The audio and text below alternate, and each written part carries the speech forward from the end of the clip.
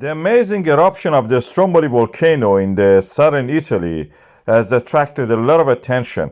As you can see in this night image, tourists are actually flocking, going up the mountain just to witness this unique phenomenon. In the original environment that the volcano is actually erupting at the same time as you are climbing or descending from the mountain.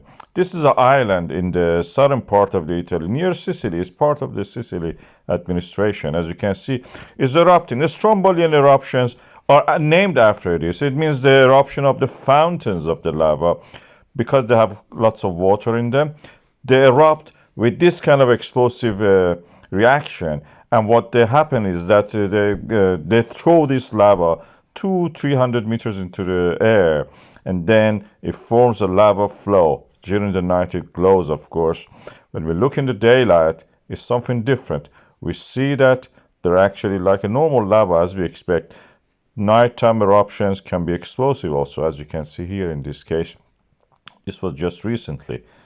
And during the day, as I mentioned, you see that the summit of the volcano, it has some pits. It doesn't have a crater as such. There are pits there, and these pits erupt actually, like this one. It's a small scale Strombolian eruption, not very big, probably half a meter, 1 meter, but yet it is a eruptive.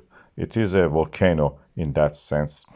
As the island, you can see in this eastern part of it is actually inhabited. You can go there. The restaurants, alleyways, like all the time that what you see in Italy. This is Africa pushing against the Eurasian plate, going under it. And when it gets melted, the crust of the earth comes back as the lava, as the magma which changes to lava and comes back and in an eruptive way glows into the sky.